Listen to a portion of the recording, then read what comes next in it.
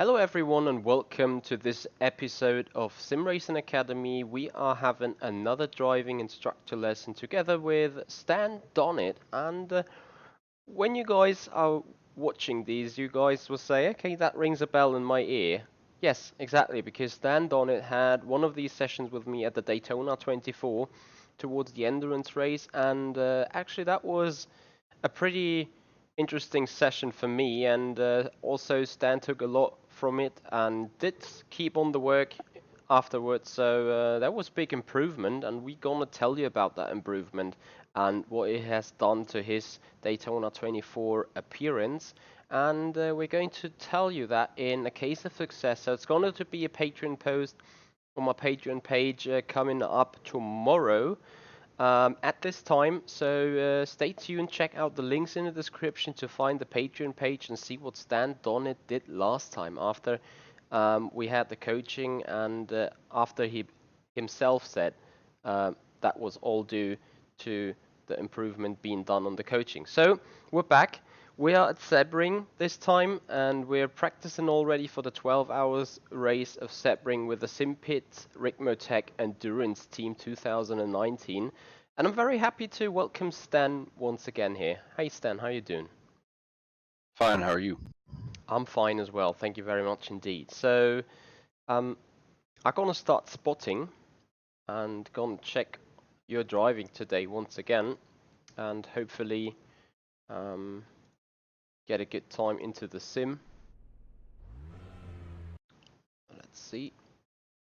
I'm gonna pick your or our car basically, and you just basically drive out, and we're gonna have some fun all together.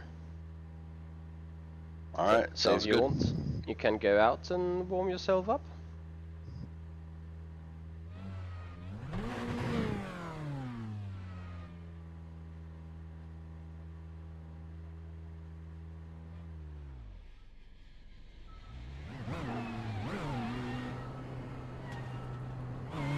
Right, so Sebring, here we go.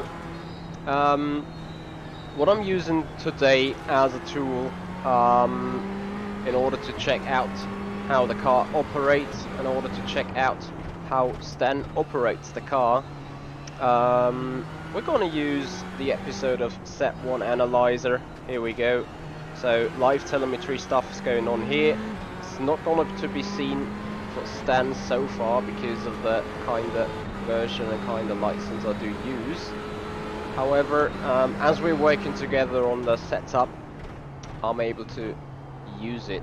Anyway, what is very important for me is gonna have access to the sector time, so I can at least tell on which kind of lap performance he is currently, and that in itself will give me a lot of confidence. But right now I enable push to talk, so Stan can focus on his driving and I can focus on the telemetry thing and all the other things, as well as on his driving.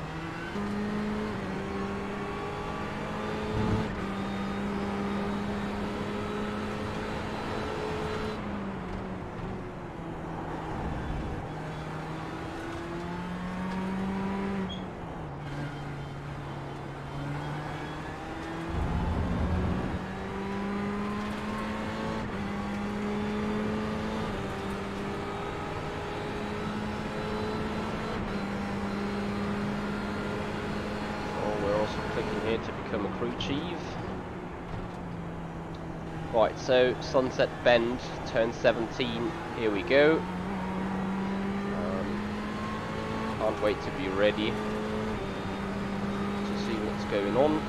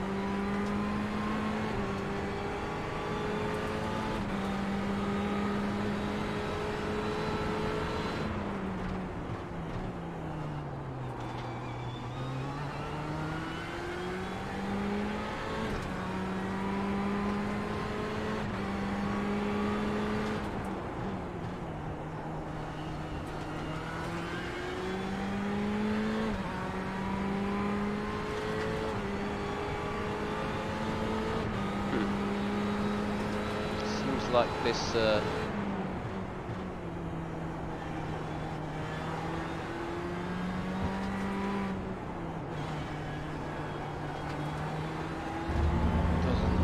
work how I expect it to work.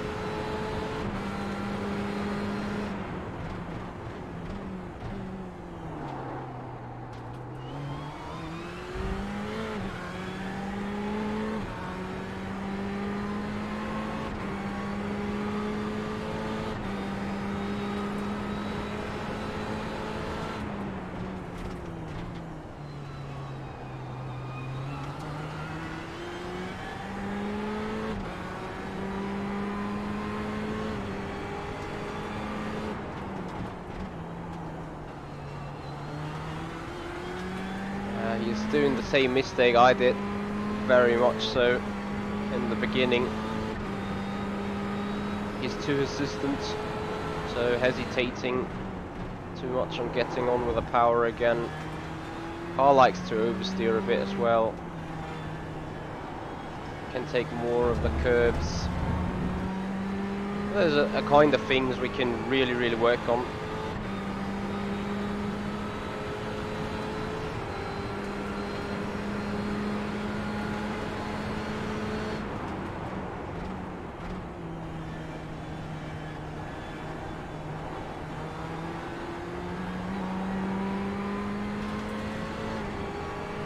So lap time at the minute 2:59.6. I'd really wish to see his lap times. Things are not working as I thought it would be. Oops.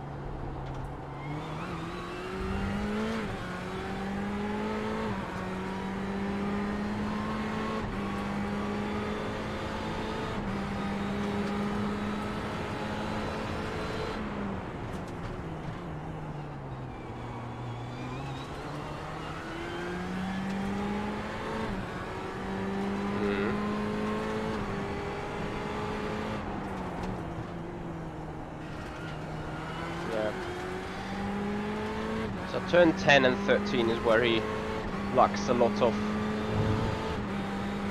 I don't want to say patience, but a lot of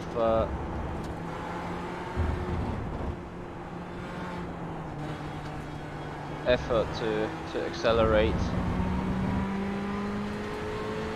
Also, probably this is due to the replay, but things are not being too smooth everywhere. So turn 14 looks a bit odd, like he's turning it twice there, despite this is a one input turn. Also turn 17 a bit too hesitant. Not maximizing the track. Does it first time now, sort of, into turn 1. Turn 1 is very tricky though in general. Let me see, turn 2. Yeah, also fairly too slow before the actual turn in. Same goes for 3 and 4.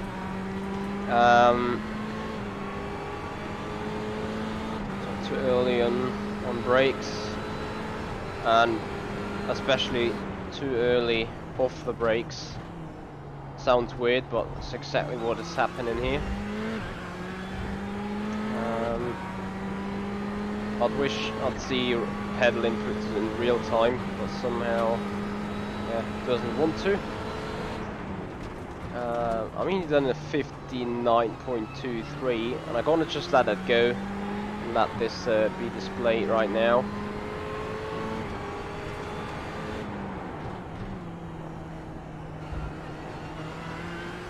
So, and to me, it looks like he steers twice here. First time, like hard for the second time. Yeah, it's alright, but he could line himself up easier. And he just needs to hang himself on the inside there. And I'm gonna tell him to stop after the lap, because I've so far seen plenty. And it's not really bad, you know, but definitely can have a lot of optimization going on.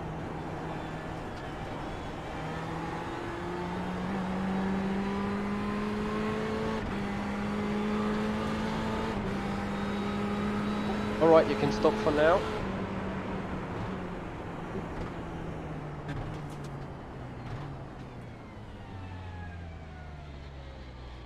So I am going to take out the car and gonna drive around a little bit, and gonna tell you a few things. It's no biggies in general, like your lines are pretty much spot on, or not wrong into first place. Your real problem right now is you're not maximizing the track enough, and I think you lose most of the time in the section between turn 2 and turn 5, as you do not feel that too comfortable on the braking. And just, yeah, to make sure I've got the right fuel and everything. I'm just gonna talk to you while I'm driving here. So basically, so basically, you're too early on the brakes for 2 and 4, and you're too early off the brakes. What you basically need to do is brake and steer into the corner. I mean, I was going too fast now, but once I get warmed up, same goes for here. You need to be on the brakes to make the car rotate and slow down towards the apex. That is the most important thing you miss there.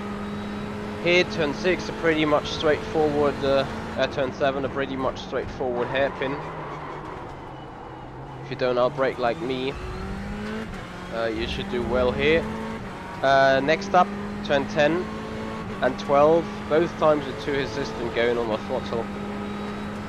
With the GTE and the traction control, you literally just need to slow down and be on the throttle like hard here already. Really maximize the track you got available here. And also for turn 12, you brake, and once being inside here on the apex, you simply floor it. I think that should also be our target for the setup here. Then turn 13 you skip, 14 you start lining up here already, and then you just need to maximize more out of the track. You can hang yourself in on every curb a little bit. Just put the tire on the curb, or even right beside on the inside. As the Ferrari, I noticed you went down to second there. I was only going to third. Yeah, maybe that is, yeah, because of the power I usually look for. Okay. Same goes for turn 3. I'm pretty much flat out after here, and just let the car go.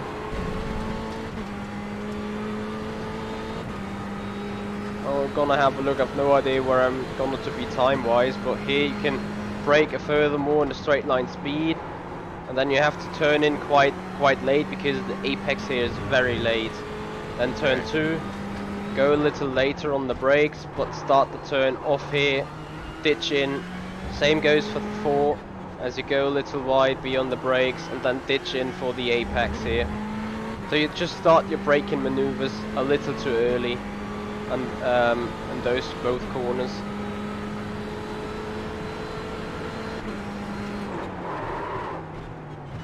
Turn 6 or 7, however you want to see it. I think it's turn 7 on the official track map.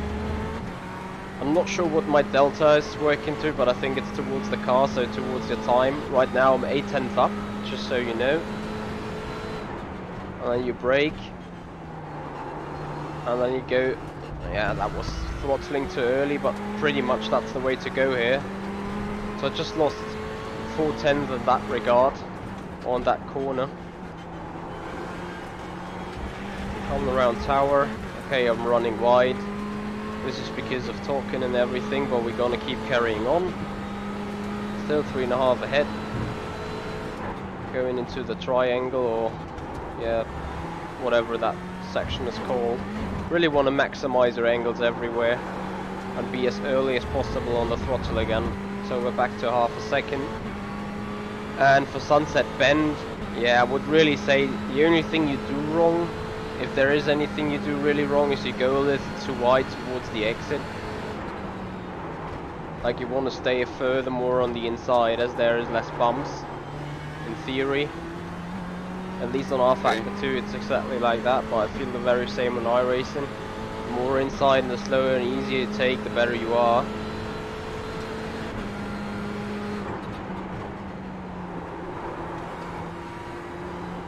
I nearly lost it.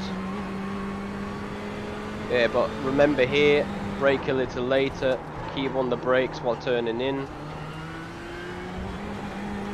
Same here. You really want to be on the inside though, otherwise, yeah, exactly that happens. You're gonna get shot wide a little. Then turn 7, pretty much straightforward. You want to turn in a little late maybe, just in order to maximize the exit here and be as early as possible on the throttle as you're carrying and building all the speed towards the upcoming turn 10.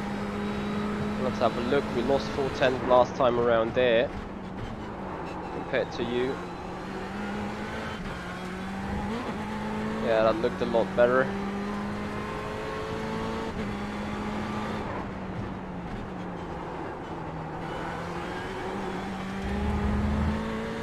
Yeah, we need to fix this on the setup a little bit. It's no biggie, but the car just wants to step out a little here and there.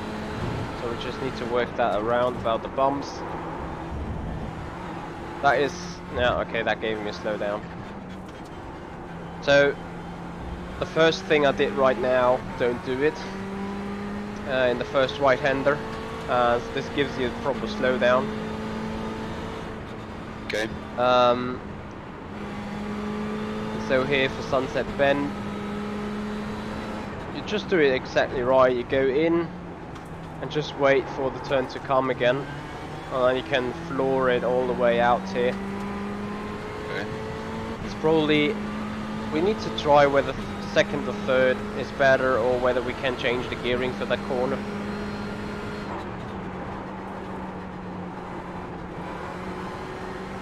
That was a kind of proper turn 1.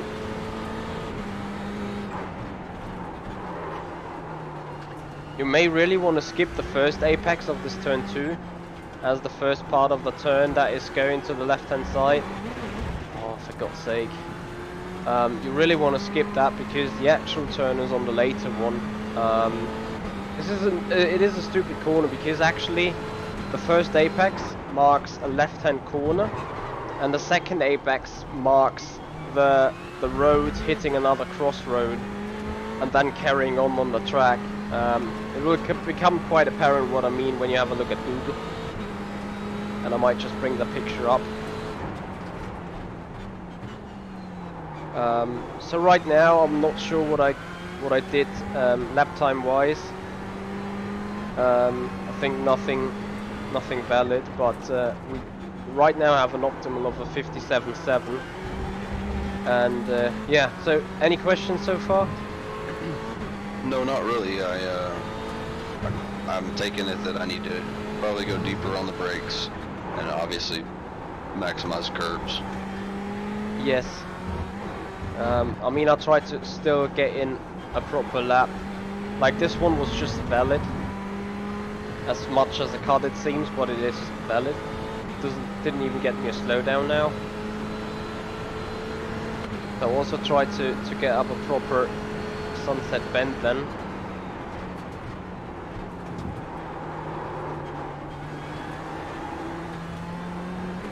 Yeah, maybe a little too aggressive there, but generally, yeah, we need to practice that turn hard. So I'm gonna go for the final go.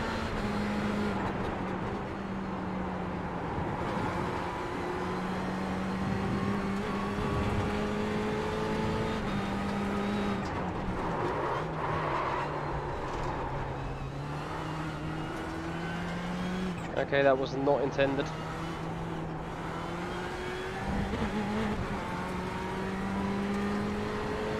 I just need to have one clean lap though. Anyway, I'm half a tenth off now, half a second. Surprise, surprise. Maximising the track here at Sebring is obviously a difficult thing, as the curbs are quite narrow or steep, and at the very same time the grass is yeah, making you spin incredibly easy. Yeah, not your friend. So we really want to be slow enough for this turn 10 and then hit the throttle on the right exact moment to throw yourself out of the corner. According to my experience, that's how you drive the GTEs around there. If you're okay, I'd just go for another one. Also, you can put half the car on the left hand curve here, doesn't matter, it's just okay. I'm not sure. So we definitely need to do a lot of work on the setup in terms of stability still, and how it works with the tires altogether. Okay. Not sure whether we're bottoming out right now or anything, so I'll just go for a really final lap, and then gonna hand over the car back to you. Okay, no worries. How much fuel you had in the car? I filled it up. So 90 liters? Mm-hmm. Yeah, okay. Thought we had the same then. I was just wondering. Yeah, right now I feel the rear tire's been pretty hot.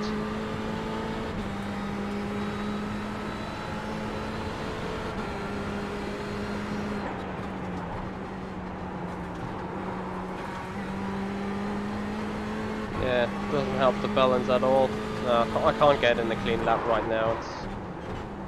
I'm just gonna stop it. But yeah, I think it became quite apparent of what I meant to do, or what I tried to give you here. Okay.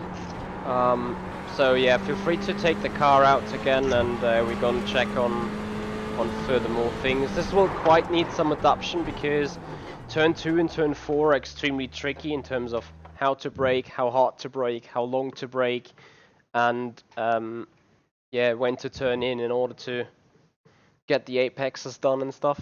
But you will get there. Okay.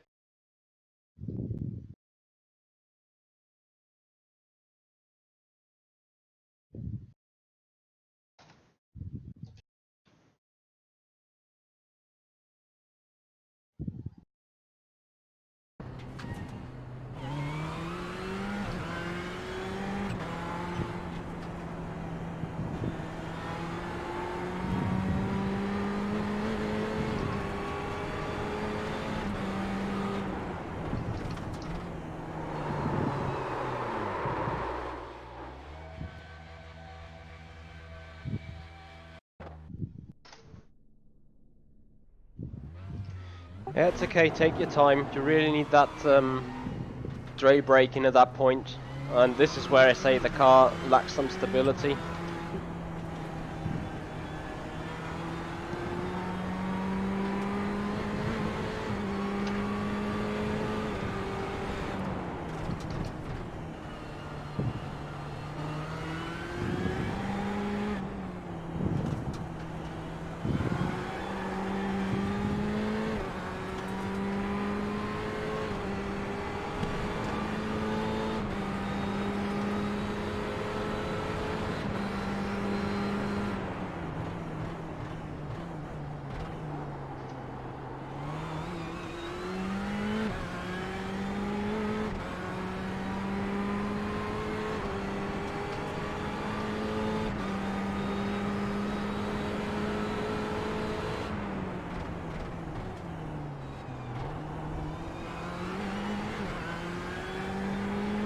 Try to take turn 10 in second gear. Same with turn 12.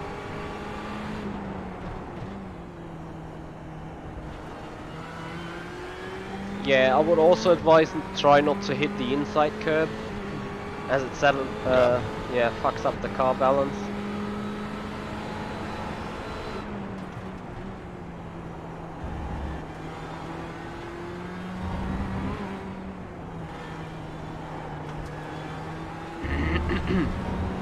So, I'm going to look very carefully, as we had a 158.794 as a PB so far.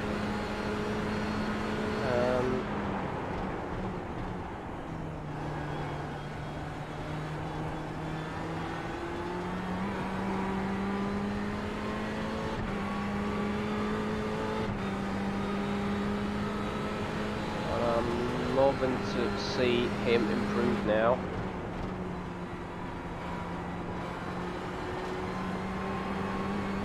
Yeah, that was a good turn 1. Be about his braking.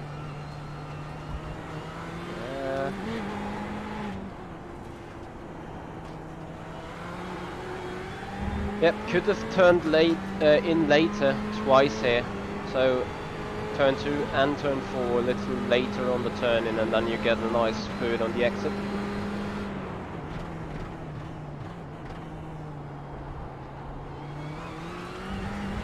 Yeah, turn 7 looks okay. 8 and 9 and no real turns.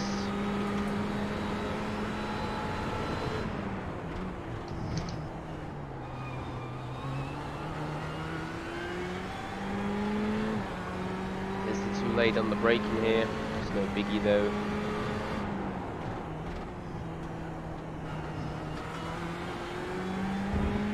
Yeah, I can already throttle a little earlier here, but I know this takes patience and trust in the car, so just work for it there.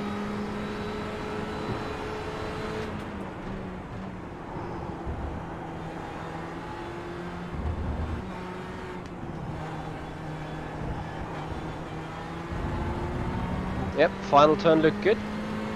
Just in general, try not to over-rotate on the steering wheel, because the car turns very well with very little steering input.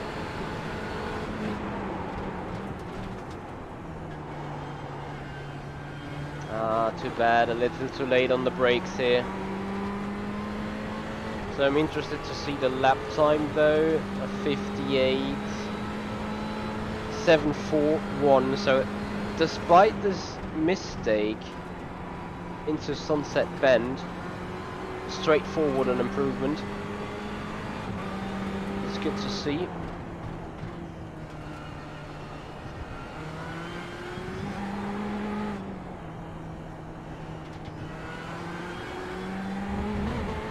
Yeah, especially turn 4 looked better.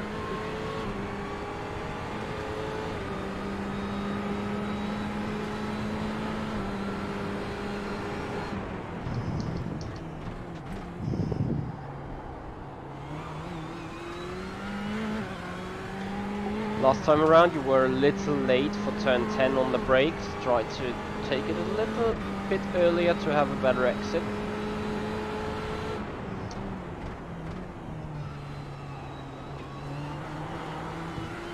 Yeah, very good.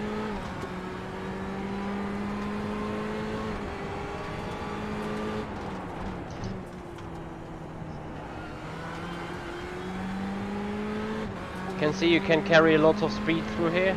Now turn 14, second curb, hit it hard. Exactly like that. Oh dear, sorry.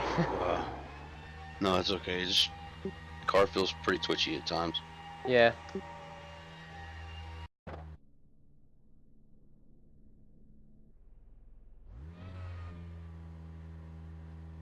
More laps or?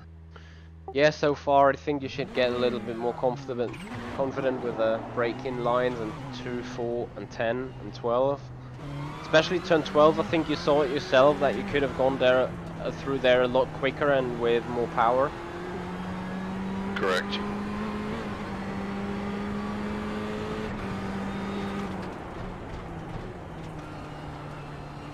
Yeah, that's sort of exactly the turn-in you want to have for turn 2. Just coming a little bit more from the outside, then can carry a lot more speed.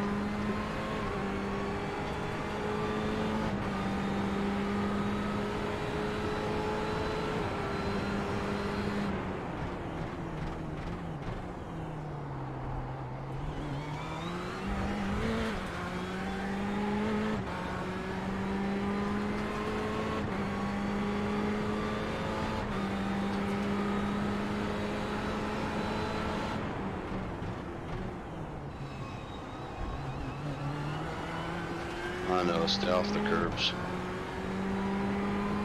Yeah.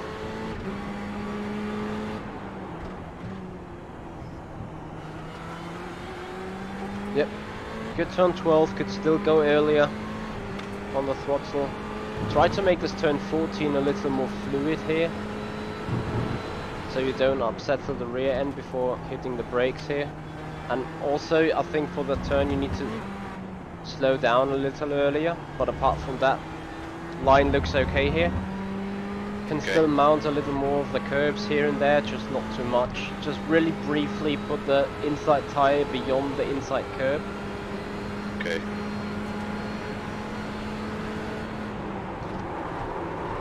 Oh wow. Yeah, well, welcome to Sunset Bend. Despite you did a mistake in your first attempt of the last run, you did personal best.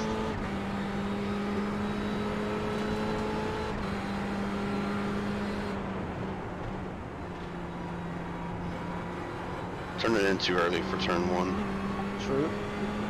So he knows it already himself, which is a good sign to see. Actually very aware of what I'm asking for him, or of him. Yes, turn 4 was really good on the after the turn in. Take your time and sort of get that line to your mind.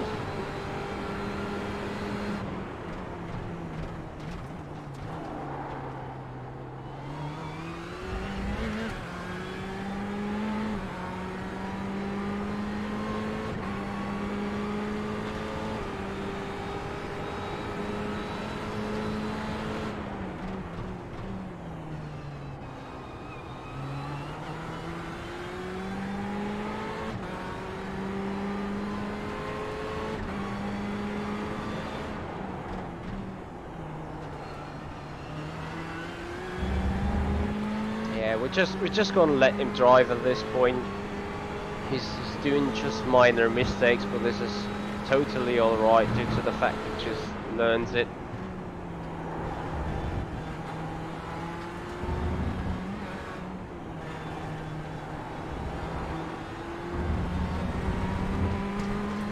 Yep, 14 and 15 were just brilliant. 16 was, well, a little overshot, but you get in there definitely.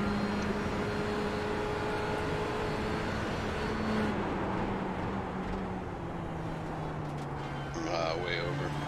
Yeah, recognizes it himself. Yeah, try to take it a little bit more easy into that. So still a 59.0, just 3/10 off. Sadly, he fucked up turn 1 again. How good your turn 1 is always an indication of how fluid the car goes past the left hand side or the right hand side of the wall, how hard it understeers towards the off track, or just in general, how you come out of that turn. He was quite too slow and too early on the apex there. So the thing is, if you turn into early, you need to lift and you need to open the steering again and steer and turn in again. This is costing you so much time if you are too early on that apex.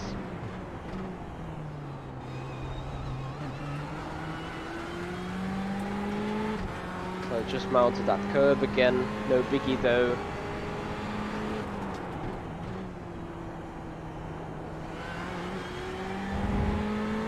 You're just a little too hesitant there still, but keep working on it.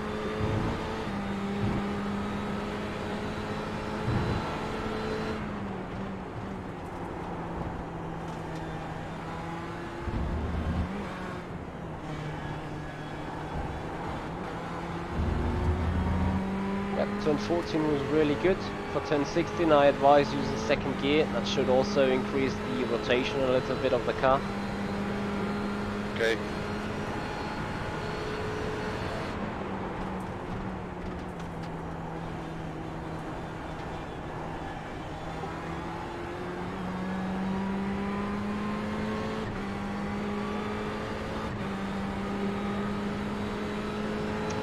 .58.709.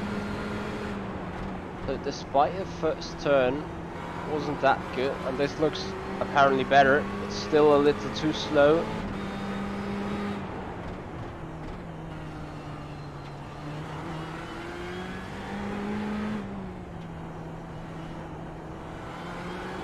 A little too early on the turn-in.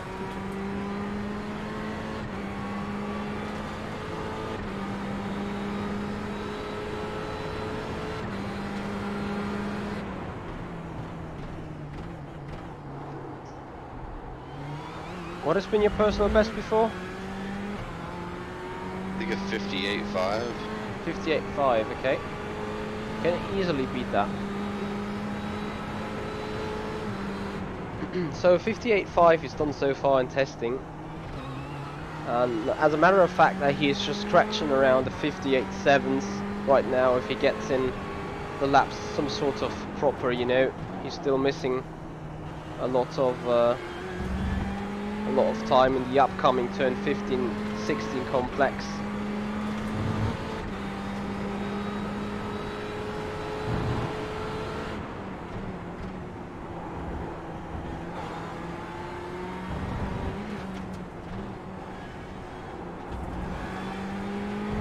Yeah, you can take way more curb on that little left-hand kink in order to improve the entry into 16 on the right-hand side then. Copy.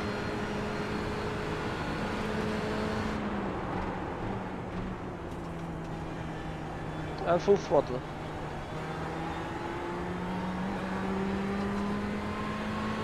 Can really hit it way earlier there. And across the line in the 158.520. And he's still missing some potential. That turn 1 looked a lot better. That should be a real blast on his timing sheet now. So bring it home there. Also turn 4, little to his system. What is the lap time delta? 0.12. Up. Up. Yeah, great. So here we are, looking towards the 58.3 if he gets the rest of the lap nailed to his standards.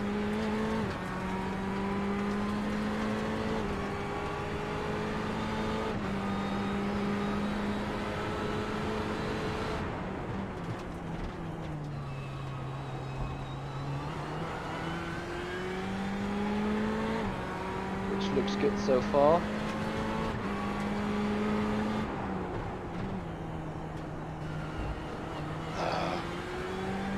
Yeah, he knows it himself.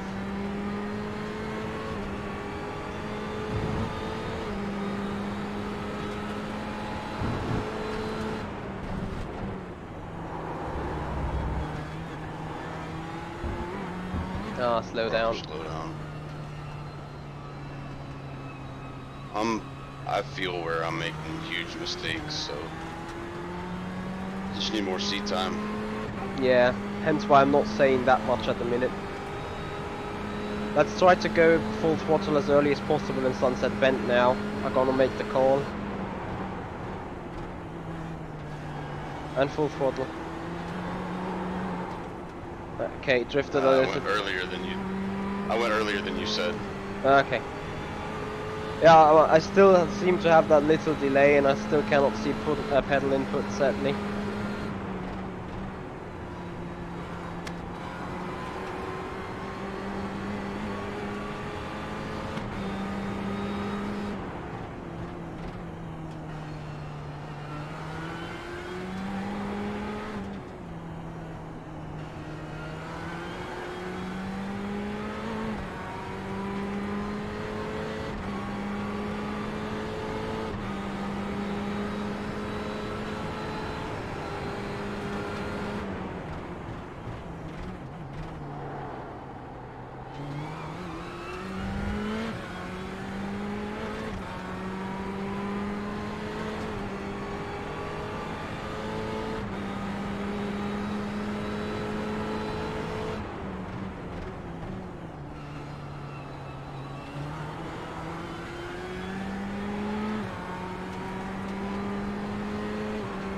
Way better turn 10.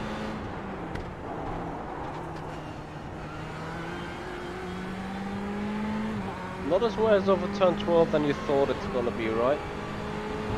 Right?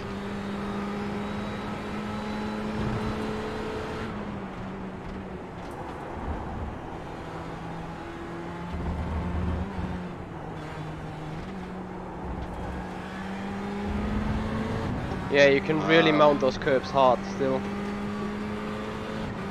Yeah, I felt real lazy through there. Yeah.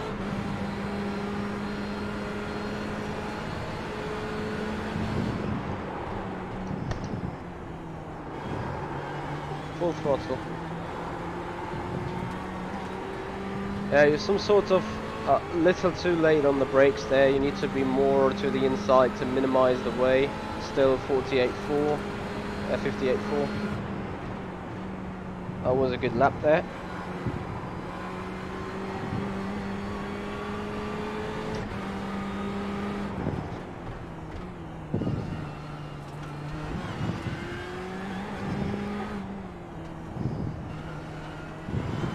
Yeah, you can carry more speed into turn 2, which then makes the approach for 4 a little easier.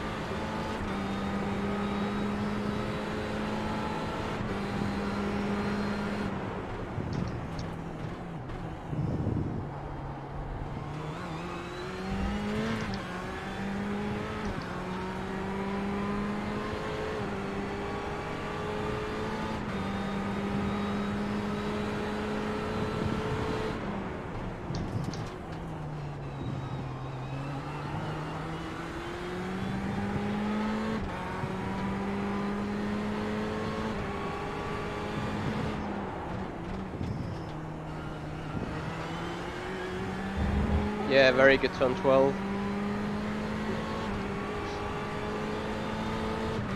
Alright, and really cut those curves a little, just mount them.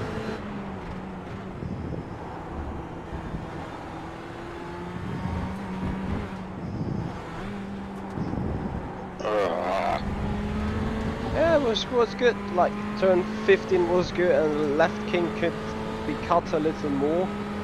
This does not unsettle the car too bad for 16 then, and then you're gonna be fine.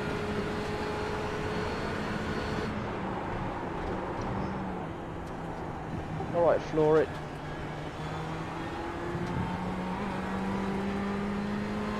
Yeah, getting there. Look at that! 157.9. That is a major improvement. Definitely doing a good job here. So turn 1, very quick now. Turn 2, let's have a look. I turned in too early there. Yeah, you're blowing the mic pretty hard right now. Sorry. So good. I'm pulling a Sean Cole, sorry. Well, we have Signature to signature move. yeah, we have to identify with our community, don't we?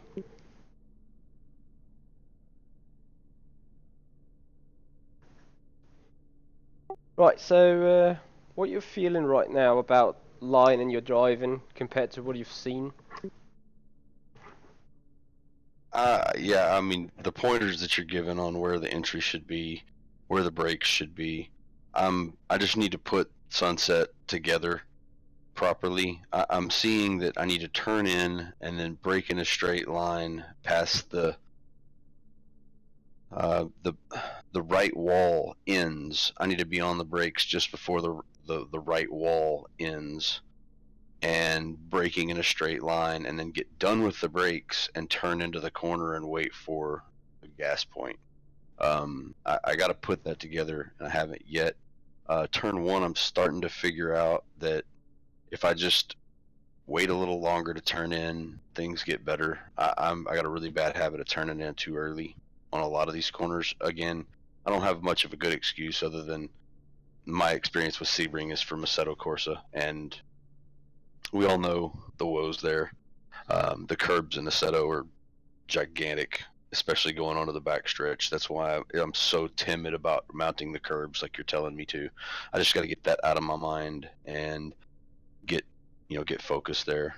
The car does feel pretty twitchy under high speed braking. Like if I trail into a corner, it feels like the back end wants to come around, and I've gone probably further with my brake bias than I think, is possibly logical. But it keeps the car a little more stabilized for me. I'm sure it hurts me in the straight braking zones, but uh, if I'm feeling more comfortable with turns 2 and turn 4, I know what I'm doing wrong when I do it wrong, based on what you've told me. Um, I can't remember 10. I think I've got it figured out. Yeah, I you're guess getting better through 10. 12 is the right hander before the high speed section of lefts, correct? Yeah. 12, I've still got to get my mind wrapped around, just waiting. It feels like I need to turn in way earlier for that corner than what I'm supposed to. So I Mhm. catch myself braking early and turning in early, and then I'm on the curb like you're telling me not to. Yeah. So a lot of good pointers that I just need to work out and get seat time practicing.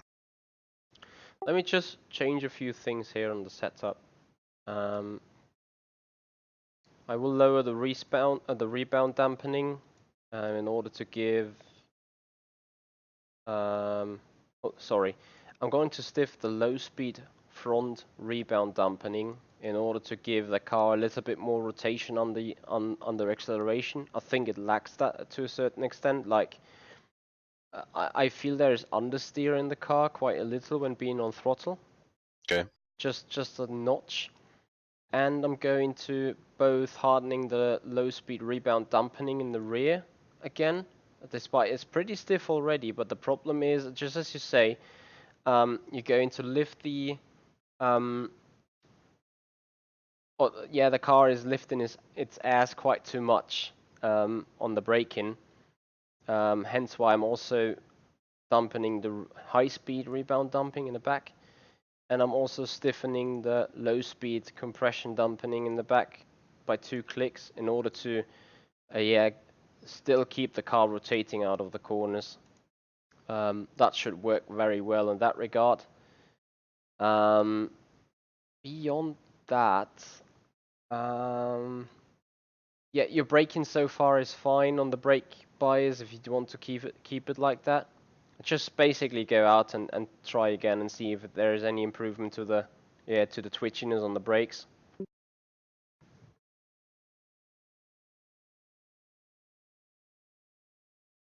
Unless you have any further questions or want me to do something else, whatever you're up to.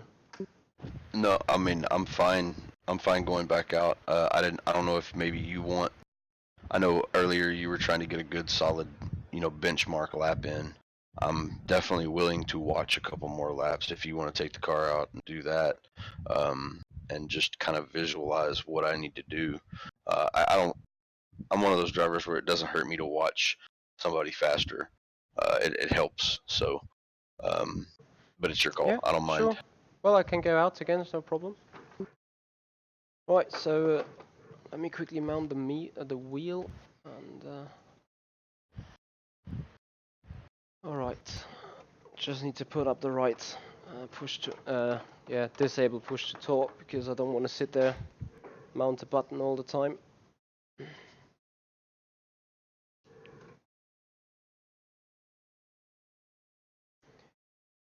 I also gonna try to radio a little bit with a full throttle about turn Sunset Bend, turn 17. Okay.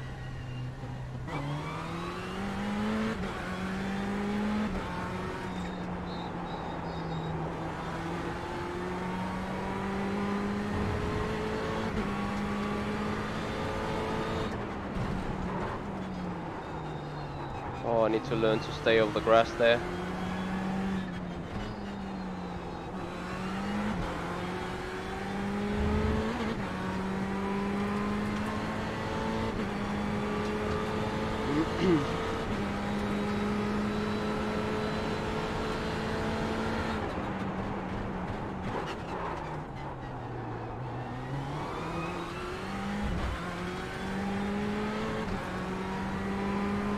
Yeah, I mean I drive this Ferrari quite aggressively though, maybe even too aggressive.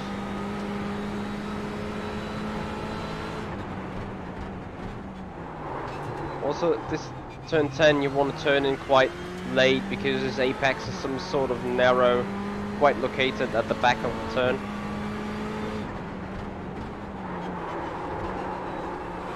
Oh, I need to get the speed right into the corners.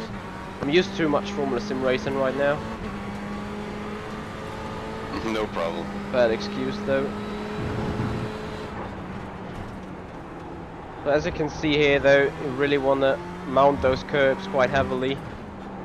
This all is no off track, so you can mount them pretty hard. You just need to find a way to really make the setup stable enough. Also I'm trying to do a good braking approach. Can be over the brakes here, just waiting on full throttle here already. It's too early a little. So you just want to make that little more of a turn beforehand. Okay. Also I go quite straight for a very long time here. Just wait for the wall to some sort of surpass. Late on the brakes, late on the turn-in. Just want to be fluent around here everywhere. Can be much more on the inside on turn 4 in general. Okay. Just needs some sort of wait till the car's ready to be throttled again. Oh. Yeah, for me the brake bias is way too far at the front. Sorry. This is okay. A bad job of me not putting up the button box with me in order to rotate it. I can do it on the dash weight. Correct. At the same time, the braking bias is golden though for turn 17. I'm just ever so slightly knocking a little too much there. And I just took like good 3.5 tenths out of you in turn 12 here. Just because of taking it so aggressively and fluid. So that is a lot of way you can still do on your lap here. Or was this my own one, because I'm right now 12 seconds off that. Oh, I got myself a slowdown. Okay, stop believing what I'm saying. The madman Michi Hoyer, never too aggressive. Yeah. Never too perfect. Right, after you've passed that last little turn around before the bridge, that is when you can hit the full throttle. I think that is a good benchmark. Okay.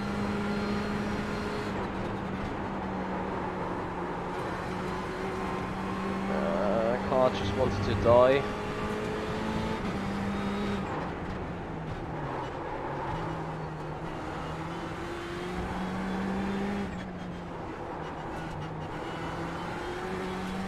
There's some sort of a really cliffy edge on the left hand curb on turn 4.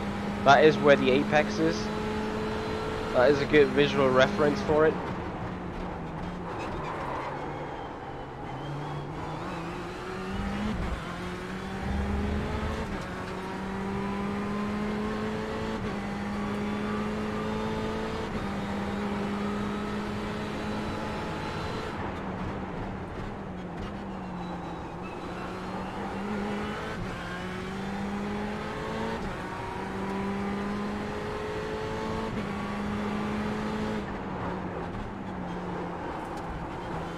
I mounted that stupid curve.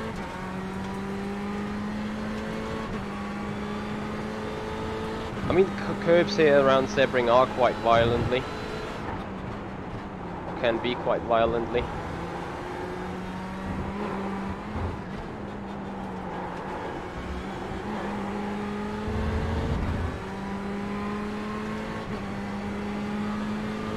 Does the car feel better on the high-speed oversteer? Yeah, it's not as severe as beforehand. Okay. Having said that, did. Whoa. Well, kept it out of the wall. It's the first valid lap though.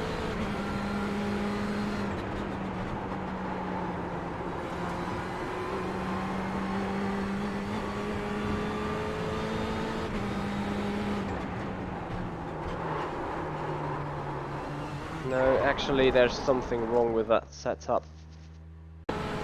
As it is. Let me see, I think it's the compression dampening or the general high speed dampening that is a bit too strong. Just out of curiosity, I turned my fan on. I'm not getting any wind, are you? Say again? You're not getting any wind noise, are you? I turned my fan on. No, I don't get any wind. At least not very much. It's just generally when you speak.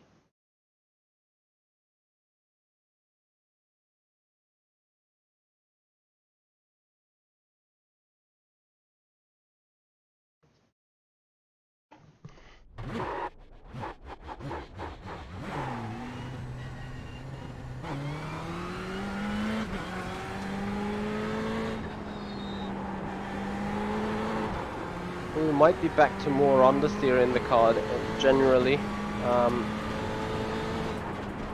but I hope from that we gain an overall stability and not like sliding around the car too much.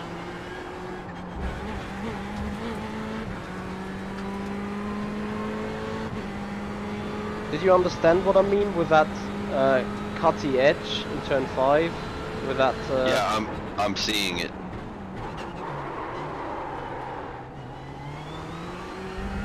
It's just I think the yellow line that's painted before and just suddenly goes around this, yeah, an unfluid corner I want to call it.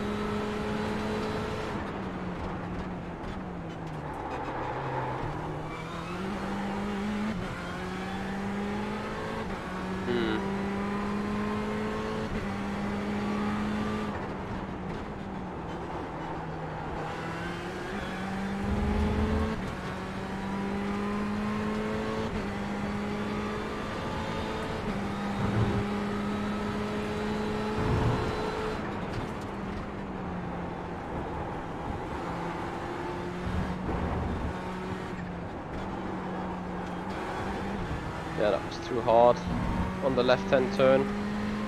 It is a very slim margin there, but if you put it right on there, you do not get like hooked up leaving the curb.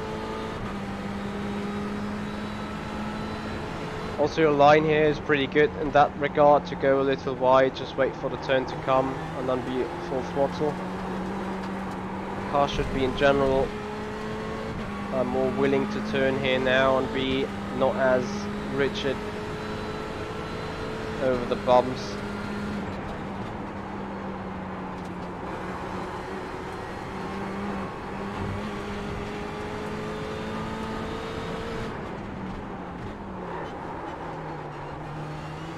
Yeah, a little more understeer in the car now, but for a greater seal of stability.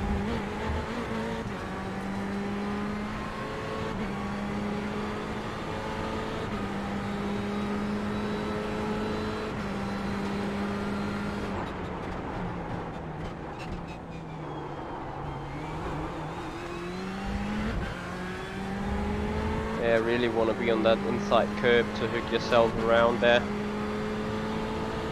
I'll turn 10, I'll try to stay off the curb this time myself.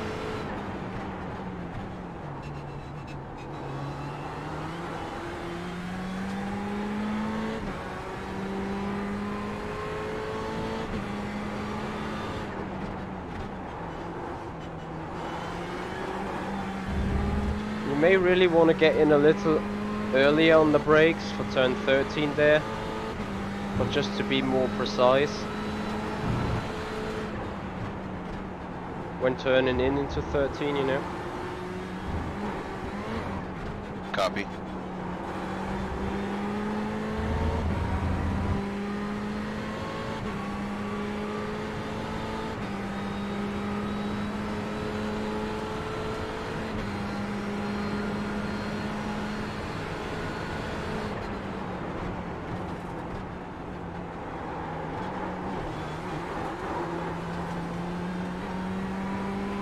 I've been really doing it hard now. But anyway, here we go. 57.3.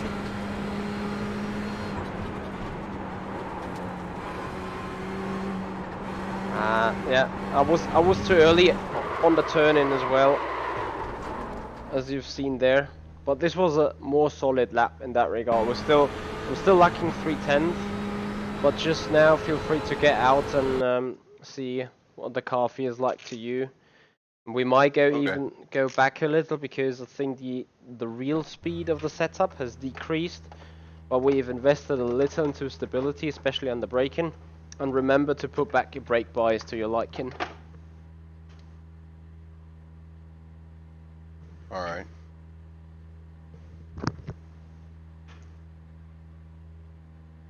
Okay, I'm gonna mute myself so I'm not mouth breathing.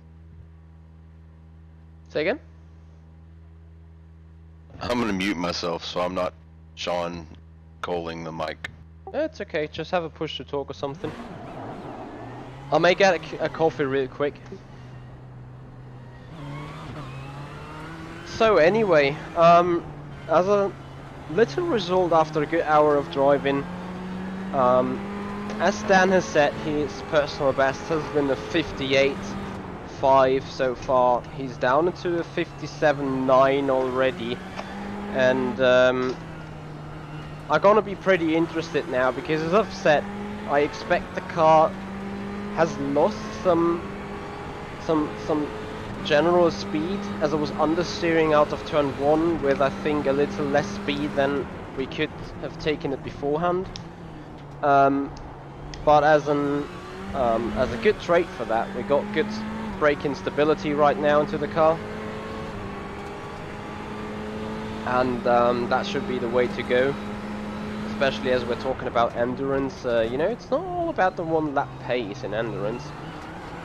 Sometimes it's about being somewhat quick, but consistently quick and consistently safe, especially when there's other cars on the track and you need to overtake and it's quite bumpy. And it's quite a narrow track also. I mean, Sebring is great for multi-class racing, as it enables some real fun and good situations, but at the same time, Sebring is kinda hard to be in a middle average car. I mean, you know, we're gonna have problems passing the GT3s on the straights, and at the same time, when the DPs are going for us, we're gonna have problems letting them by.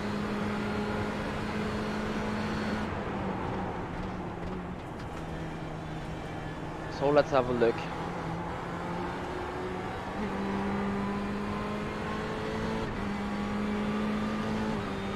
Crossing the line from the crew chief here.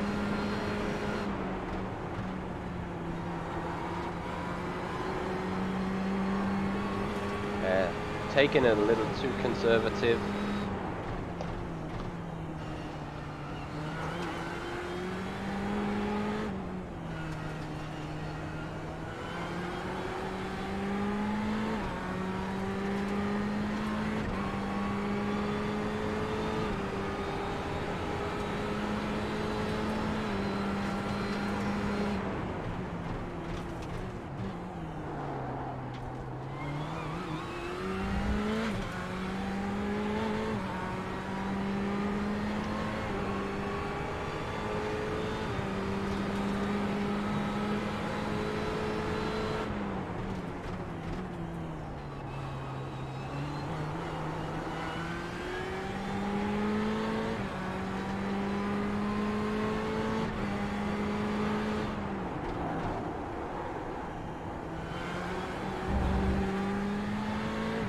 Too bad I cannot see the real inputs of driving.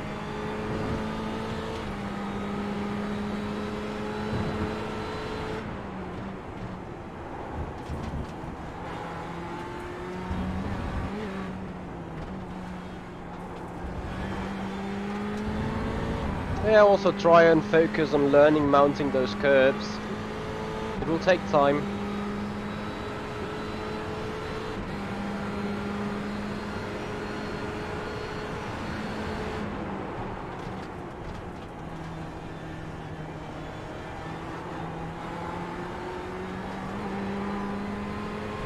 Yeah, that was a brilliant final turn. And across the line, 58.0.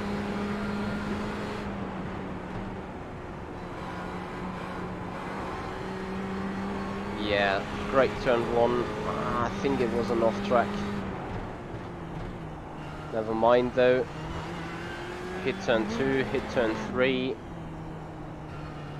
A little too far away from the apex and then out of the rhythm in turn 5. It's no biggie.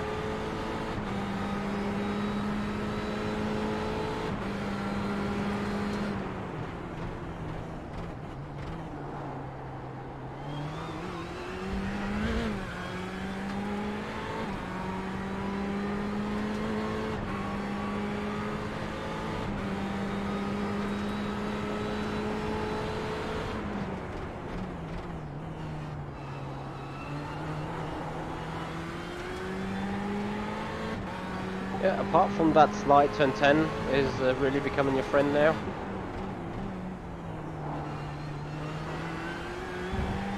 That also was a good 12. Actually, that is 13, sorry. Just a little more in. You need to be so precise, sadly, on the apex. Okay, you wanted to mount that curb too hard now. How do you feel with the setup? I can tell I'm trying to push things instead of be smooth. The setup does feel a little better, for sure. That was all me throwing the car sideways like that. But I mean, it does feel more stable.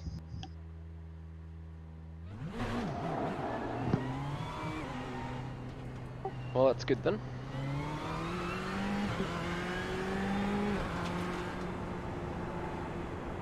It just isn't as rotational anymore out of the fast turns, right? Correct. Yeah, so we may need to fix that.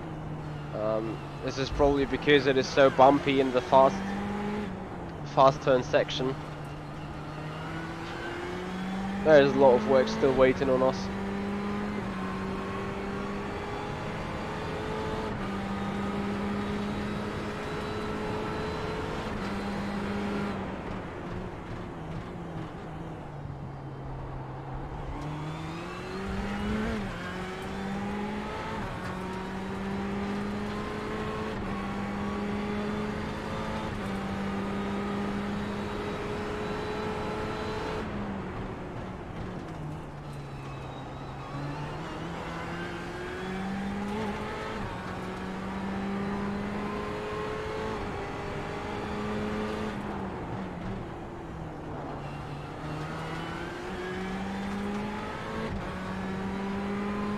Yeah, you see, if you get the angle, the approach angle and the apex right, it's just so fluent, that turn 13 there.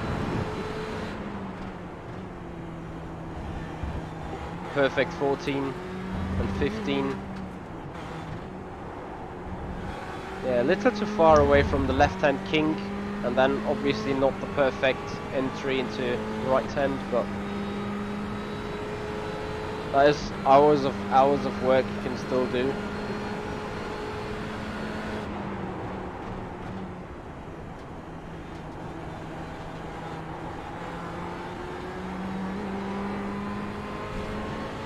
Yeah, your sunset bend looks really solid now.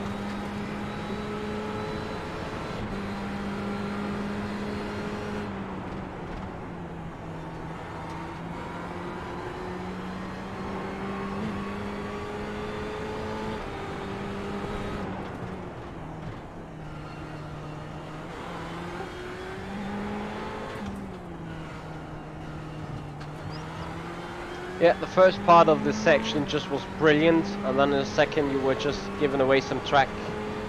Yeah, track width.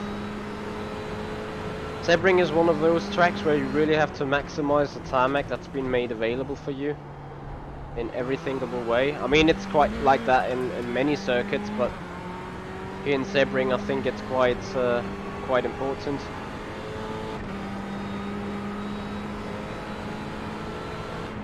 Especially in first sector, sadly.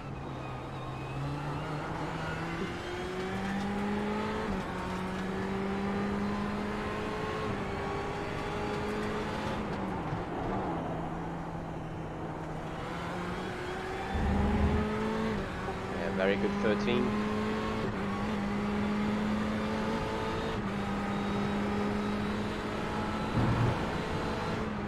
So I absolutely see no evidence why he should not improve further on during the session. Oh, that will give him a slowdown, yeah. That was just that notch too much. But actually, mounting the curb like that is quite possible. That's just not as much as he did.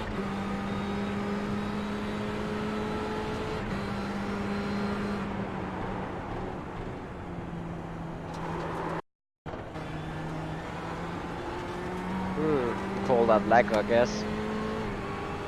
By the way, don't get confused on the lights you see in the air. I'll just turn down the graphics settings a lot for Daytona 24. Turned in way too early there. Yeah, you also broke a little too early. I know it's quite hard to get it right. I do not have a real visual reference point there either. But you can brake a lot later there and just go a little more straight. Yeah, I'm over half a second off right now.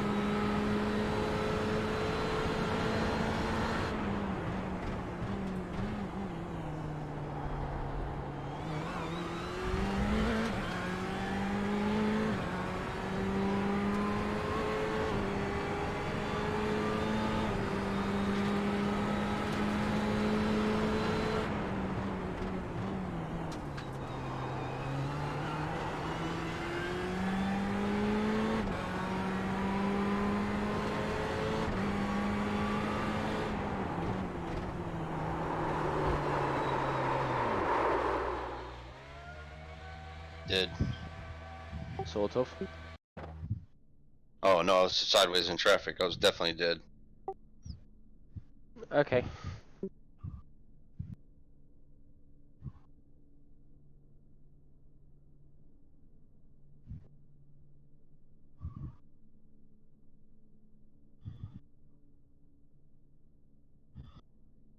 Well, Yeah. I've definitely improved on my personal lap time. Yeah, quite much so. I started off really not being able to do consistent 58s.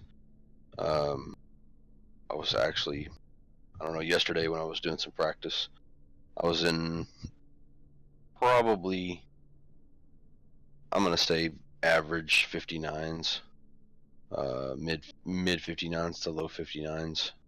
Every now and then I dip into a 58, and I think my best lap yesterday was like a 58.5, and that was just a fluke.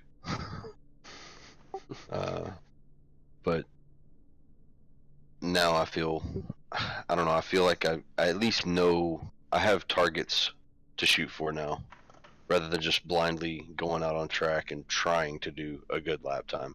I mean, I would say before this, I couldn't complete more than a couple of laps before I was pushing too hard or hitting a curb where I wasn't supposed to and spinning the car around. I think the reason I'm not doing complete stints right now is because I'm still trying to find those limits that you've told me to push for. Um, I think seat time and just, I hate to say it, but hours and hours and hours more with what you've told me in mind is probably going to be the way. Yeah. I hear you about the hours and hours and hours, but I just said it a few minutes ago. Um, it is the hard part about this track, and I need to face this as well as we're going to go into endurance. You know, I've done some racing on that circuit, but not quite as successful, and this is also because of me not knowing the exact spots where the deadly bumps are and where the manageable bumps are, and then how to mount the curbs and not mount the curbs, how to mount the corners and apexes and not to mount them. This is exactly the case, and I mean right now I was just saying, you know, if you keep going like that, I'm pretty sure you're gonna be into the mid 57s by quite soon. Like, you just went out on the setup and it was a bad turn one, and what did you do? A 58.0, I think, which is just less than a tenth off from your PB, as we're speaking about. So PB is a Right. 57.979, and you did 58.064, and surely you gave 2/10 away in turn one. So that in itself shows the potential. I'm not sure what's your optimal saying right now, or is it the car's optimal? What you see as an optimal? Let's see here. My personal optimal. Well, it says session best lap is a 57.3, so that's what you've done. Yeah. My personal optimal is a 57.50 Yeah, I got a currently. 57.0. Yeah. So there you go. That is what you can do. And it's just If I about just put it all together. yeah, exactly. I mean, this track is divided in 7 sectors, and it's pretty short and pretty easy to say in 25 laps, 25 attempts. There's gonna be that one attempt that's just gonna be pitch perfect.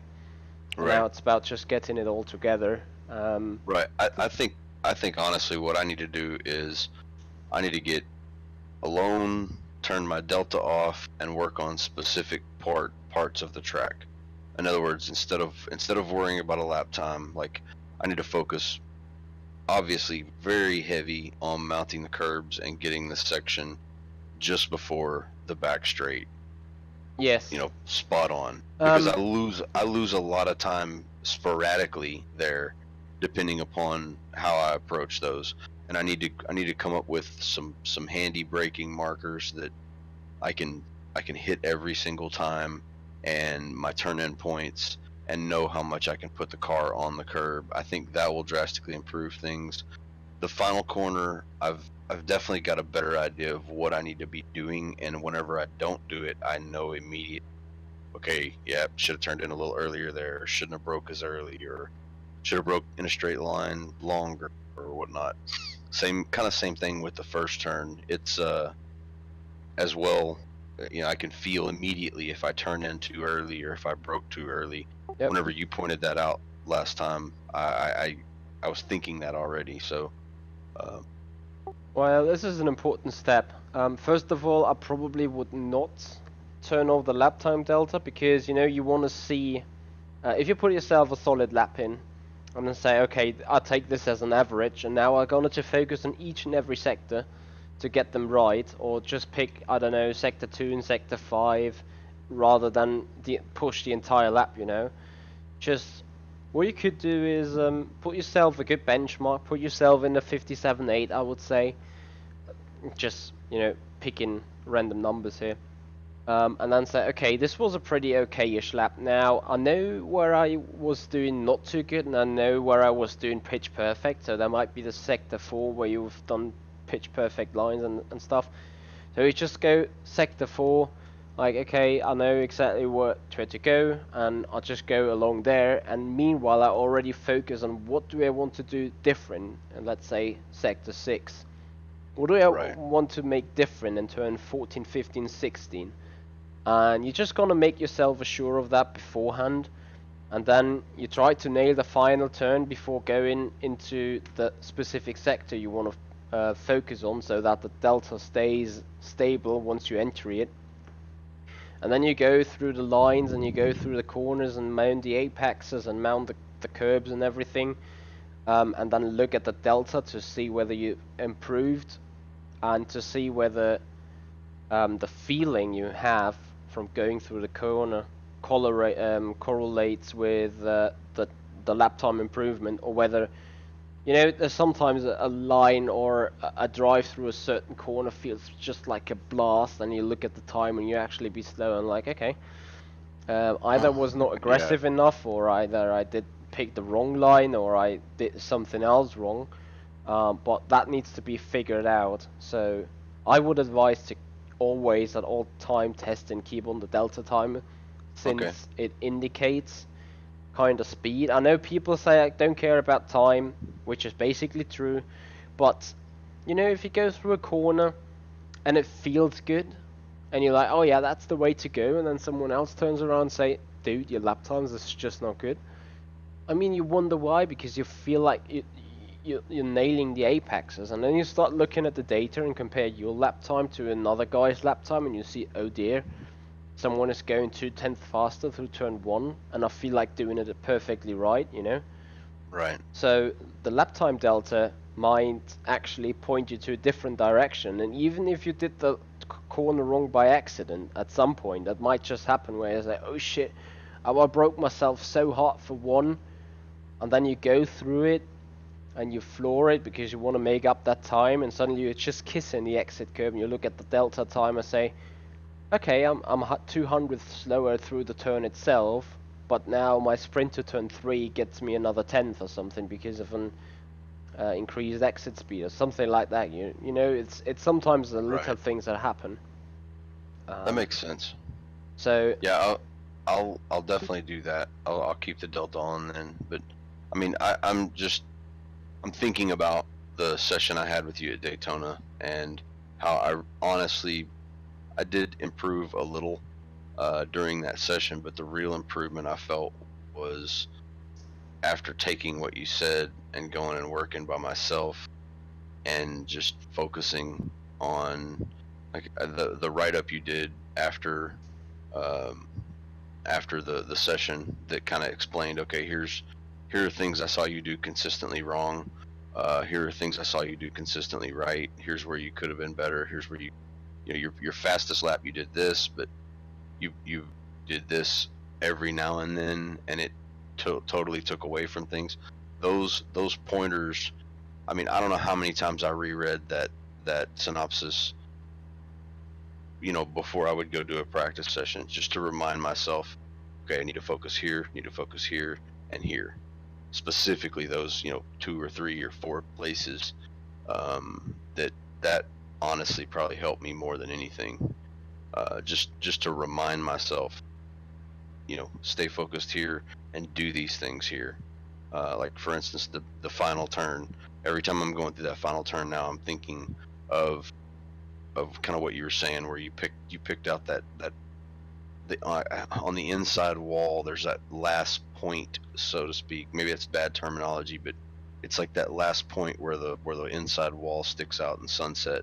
That's kind of where you want to aim for your full throttle mark. You know, those type of things as I'm making my laps are what I need to do about. thank you very much indeed. I mean, that's pretty important feedback for me. But yeah, it is No, exactly I mean, that. I mean, I'm just saying what worked for me based on It's what we interesting did. because it worked for many people. So it's not the first session I'll do with you. Having said so, I've not done ages, you know, but literally everyone that was in here, sometimes there was improvements in the session, like um, as you said in Daytona, and the people have watched this, your improvement was there right at the end of the session, where you can gonna, you know, you were coming from consecutively doing low 40s to consecutively doing high 39s, which was that little improvement. However, the write-up I'm gonna do, or the write-up I've done, and it's gonna be published tomorrow, gonna show what exactly you did furthermore in the aftermath. So, as you said, and this is some sort of where I describe learning by sleeping. Um, Sounds weird, but it's pretty much what it does, because you know you've got so much input right now. You get so much input, it's just not feasible. And then you sleep one night and you kind of revert something in your head, and you get up the next night and you get your consultancy report from me. You reread it and you go sleep again, and your mind keeps reprocessing it. And then you hit the track and you come to turn 1 and you know exactly what you need to focus on to improve, and that is what get you up the boost. Then it's not the actual session, or not the 2 hours that you're gonna do with me right here. It's gonna be what you take from those 2 hours and put it in and rework it for the next 10 hours or something. um, Absolutely. and that's what's gonna make you better. So basically what I do is I just put out the base, and then you keep working on the base. So in the end, it's also your improvement. I just gave you the way to go. I just gave you the guide. Um, It's like basically, I like to compare it with parental thing. And if you want to drive, you can go out again, basically. Oh no, it's okay. I happened to Okay. hit the gas. Sorry.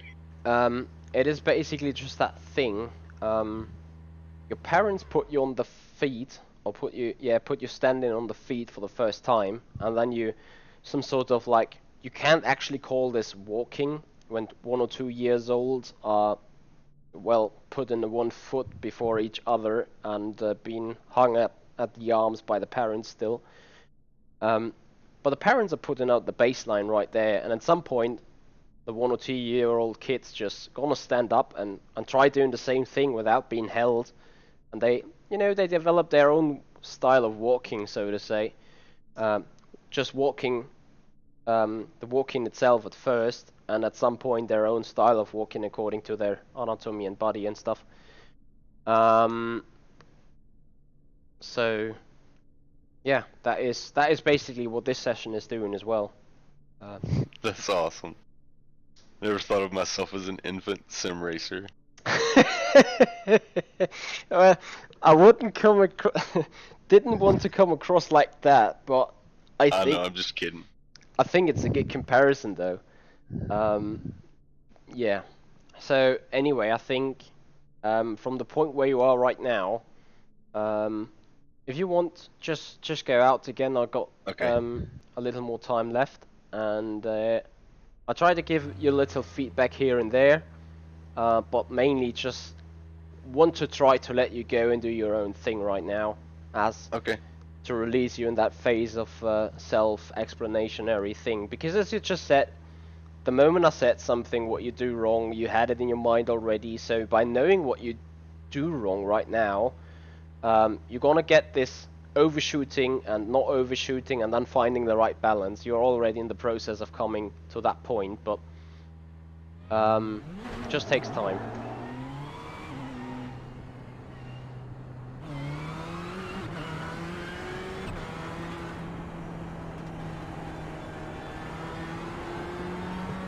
This will be interesting. It's getting dark. Yeah, I was just checking. Still 26-degree track temp. The good thing here is though, you see where the track goes by this, yeah, I want to say runway fire.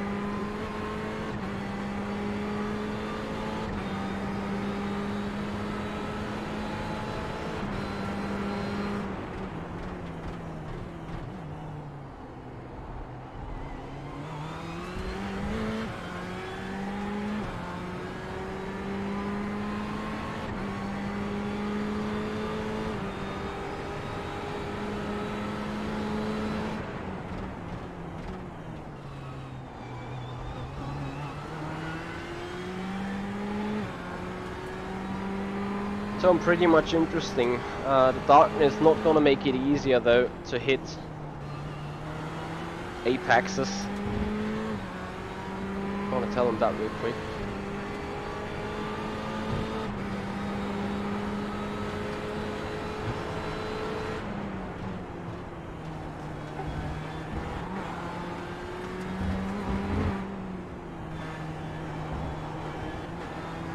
Yeah, well, obviously running in night is good practice for now already, as we're gonna have to face that in the race. But for actual driving line and stuff, you may wanna perhaps yeah, test in lightning conditions, or light daylight conditions. Yep. I mean, it's okay for now, surely. Well, I just hit the inside wall. Yeah, I saw it. It's just that type of things that happen right now as it is dark, and so I mean, you can still keep going. It's good for getting in the rhythm, and just, as you said, do what you know what to do, and just, you know, sort of making the things you already can do, cement them into your concrete, so to say. Yeah, well, doesn't make any sense what I say, but I think you know what I'm trying to get across. Yep.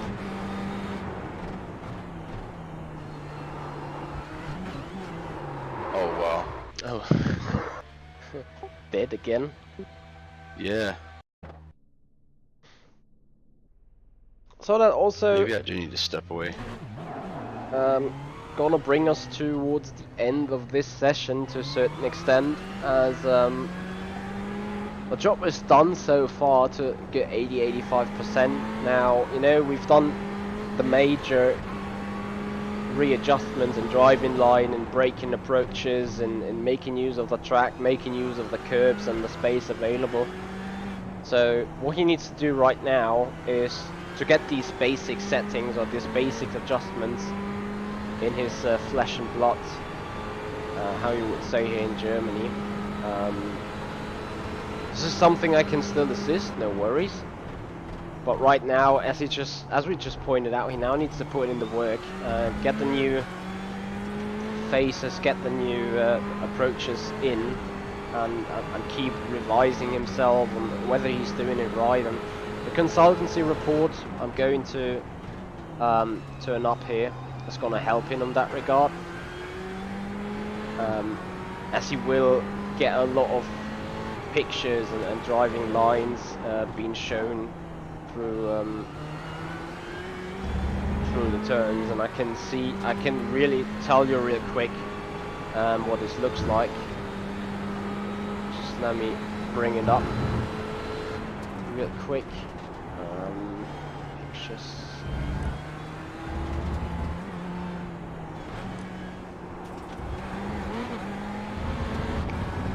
Bring it on the other side.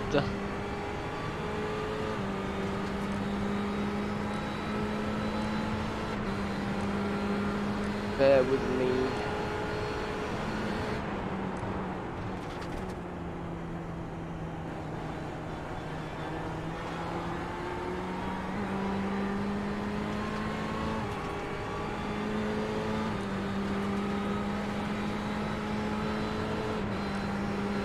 Yeah, so oops, just wanted to look. Yeah, too early in turn 1.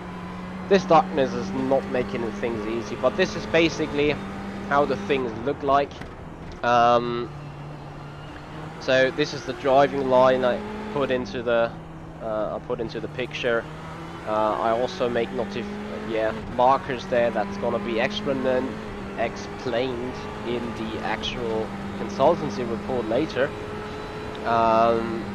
As you know, you always learn by looking at something, by hearing something, by reading something, and getting into your brain. Sim racing is a lot about of mental awareness, mental strength, having knowledge available and making access of that knowledge. That's what sim racing is really, really hard for, or known for.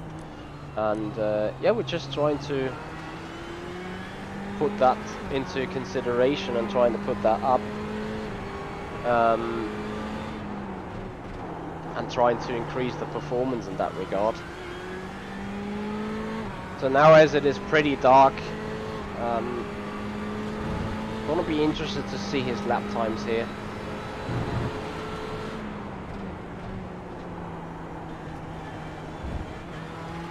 And now he will obviously hear some things or say. Yeah, he is only going to hear once he watches this video the first time. Yeah, this nighttime business is way different. Yep, there you go. This is exactly what I mean. Yep, I know. I had to learn this painfully when driving ILMS. Sometimes you simply do not know whether you pass the first outstanding wall or the second, especially in Sunset Bend.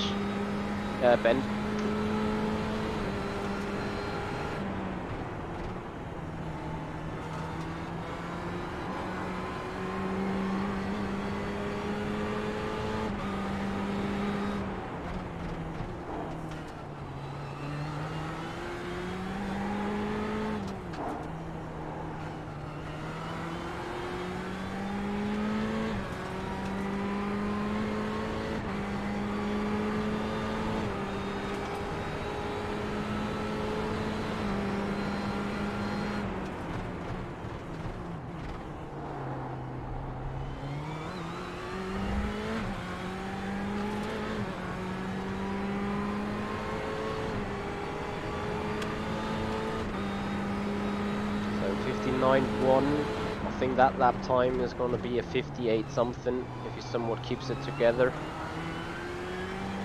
So despite we got floodlights around, not every part of the circuit has been lit.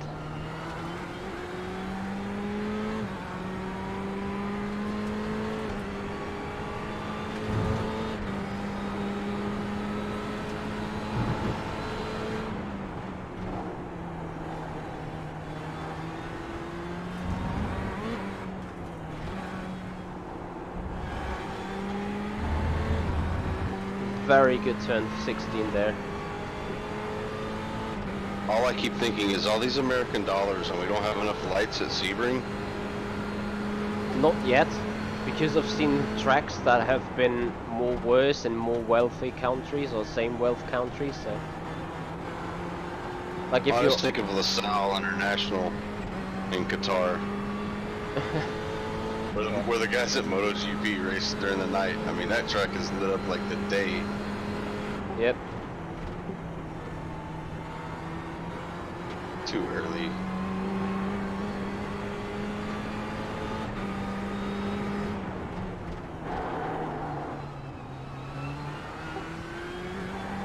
So from going in the night, you will be able to really examine how good you understood the driving lines and how much Sebring as a racetrack is into your flesh and blood.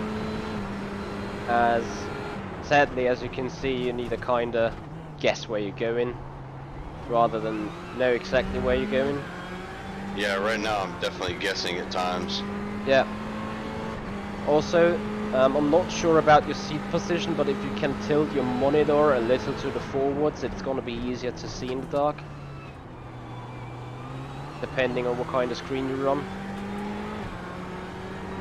I Can't really move my triples. Yeah, hear ya. I mean, if you're sitting some sort of above the screen with your head, it's okay, or just, you know, the eyes hitting the top.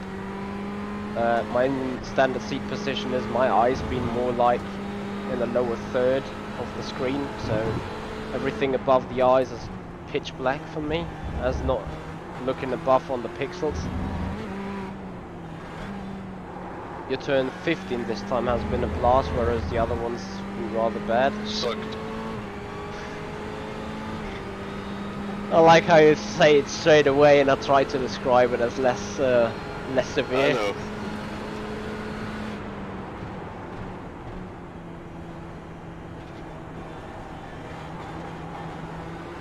Close call there with the wall.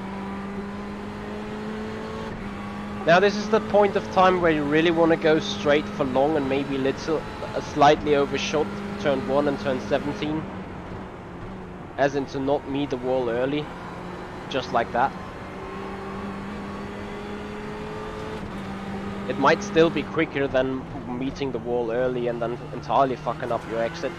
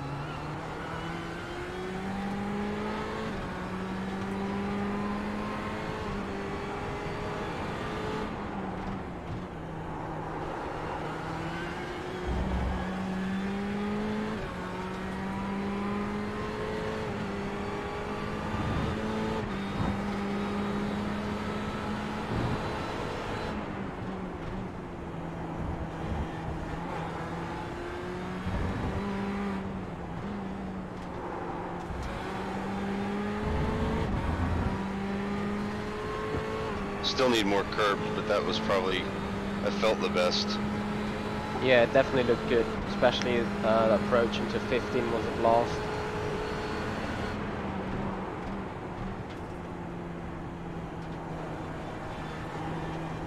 Yep. First good sunset bend. That lap's a half a second off, but it is dark. Well, you're getting there, definitely. That was a lovely turn 1 for dark conditions.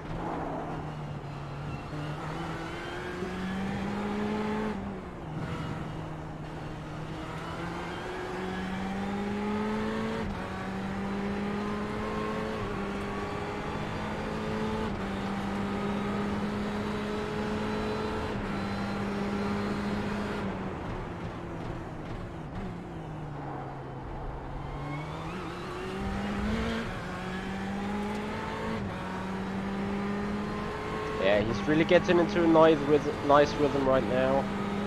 So he's hitting his marks at every turn, starting to really do good.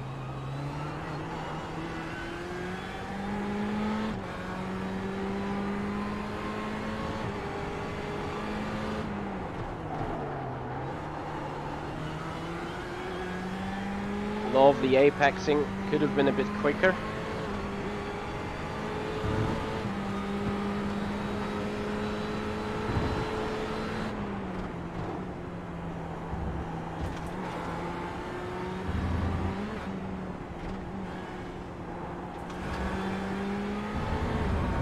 Just a little too late for the 16 right-hander, otherwise a pretty solid run through it.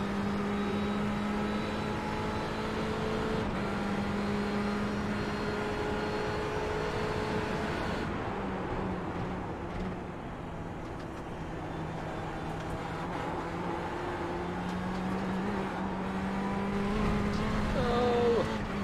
I don't know how I didn't hit the wall right there. Well, It was no a idea. 58.1. Yeah, looks good. But just 2/10 of what you did in the daylight, where you could see a lot more. So that in itself is an indication that you're definitely on the right path. Yeah, I'm pleased. I mean, I'm not super duper fast right now, but I wasn't after our Daytona session, like we pointed out. I got a lot more work to do. I got a lot more focus and concentrate on certain parts of the track, like we talked about. I look forward to in the next day or so a write up on what I consistently did wrong. Something I can, like with the Daytona deal, something I can look at before I go do a session to remind myself, okay, focus on these points. I think that's what's really going to help. Like you said, eventually, eventually I will learn to walk, Michi. I promise. Well, I would rather say you're able to already walk. You're just trying to sprint and be really quick on the feet. No, I mean, in all honesty, you're going the right way. You're going the right direction. No doubt about that. It's just about, as I said, you need to someone needs to wake you up at 3 a.m. in the morning, and you'd be ready to take the right line around Sebring. And once you get that done, you're gonna be fine for ages. Well, I will set my alarm then. Right, okay. 2:58 a.m. I'm gonna do delivery of the consultancy report. Just kidding. Perfect. Yeah. Hey, just pull a 24-hour Le Mans deal and call me at 3 or 4 a.m. like you did Sean, That was and awesome. I'll be ready to go. Yeah, exactly. I know. I'm happy you enjoyed it. I'm happy you already did your progress there. So, any questions at the minute?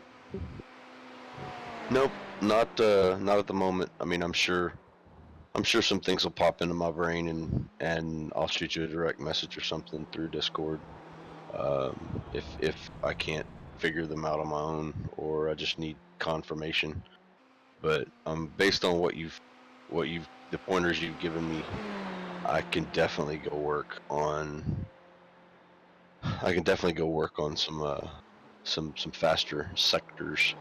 I'm calling it sectors rather than lap times. That way, I'm not focusing on that total lap time. I can still leave the delta up, but I'm going to focus on sectors more than anything. Like I feel like even in the dark, I was getting better at the curbs before the backstretch. I know I didn't necessarily put them all together properly, but one lap I was really good into the first of the three. The second lap I was really good into the first and the second, and then screwed the third one.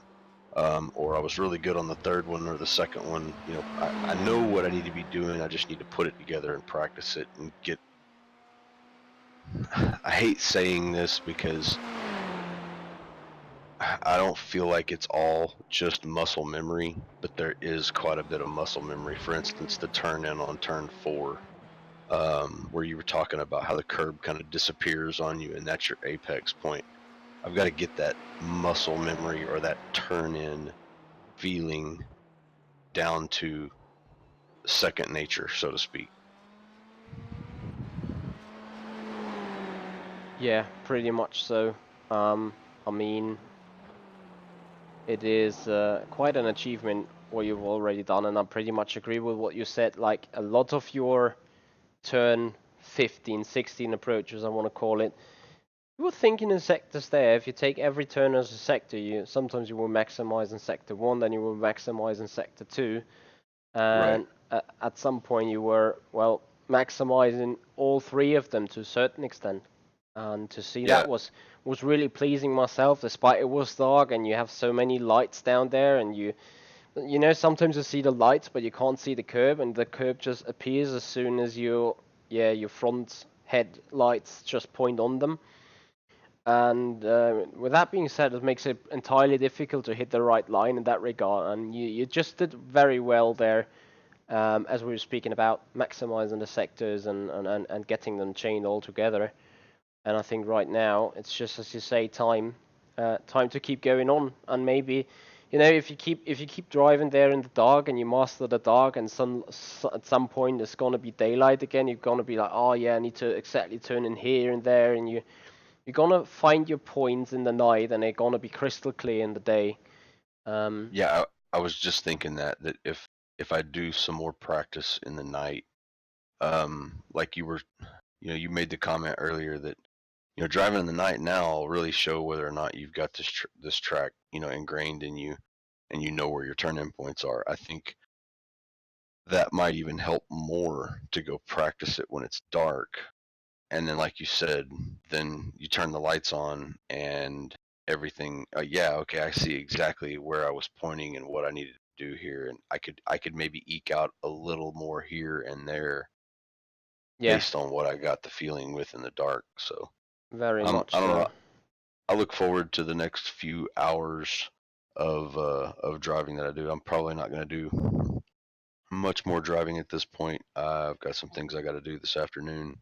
But I either tonight or for sure tomorrow morning will be back in the car and trying to go over these things in my head. I think in the next few hours of practice, whenever they may be, as long as I focus on these things, I think I'm going to see some pretty solid improvement. And I'm not going to say overall lap time. I'm going to say more consistency, because I mean, really and truly, that's what we're shooting for in an endurance race, anyways. Is consistent lap times. They may not be the fastest in the world, but they are consistent, and you can count on them being there every time. Yeah, you don't want to be super slow, and I don't want to run 201s every single lap on the dot. But you know what I'm saying when I say more consistency than outright just super duper qualifying speed. Absolutely, absolutely. So, all right, cool. Well, I appreciate your time, Yeah, you're and welcome. I look forward to giving you a full report and letting you see some lap times like I was posting after our session in Daytona. Yeah, sure. Can't wait to see the result. All right. Um, Let me quickly finish the video. Cool. So, guys, that is what's gonna be it for right now. Here from this session. So, Stan Donit has improved already. So we've not improved his consistency to a certain extent, as in, getting the lines right, reminding himself where to hit the apexes and where to hit them lines. But we've also, by working on that, improved his overall speed, so his general pace. So he's really looking good. He's looking comfortable. He has his moment of success, and I'm going to share you his moment of success of Daytona tomorrow in a Patreon post. So I have some evidence from him, and he was really fair and kind to give all his data he then gathered. So we had a session, we had a slight improvement. I gave him the consultancy report. He kept working on it, and he came around with an improvement that just, yeah, blowed my mind. And I'm gonna let you guys to have part on that and see how this session we did at Daytona contributed his pace, contributed his competitiveness, contributed his consistency, and his joy in that regard. And I'll just hope for that this session right today gives him the very same effect. And yeah, if you guys are interested in such sessions as well, feel free to contact me, simracing at michi-hoyer.com. You will find the email down in the description below. And yeah, apart from that, I just have to thank Stan Donit on working with me again. I thank you guys for having a watch at this, and hope to see you guys back soon on the streams there. Goodbye.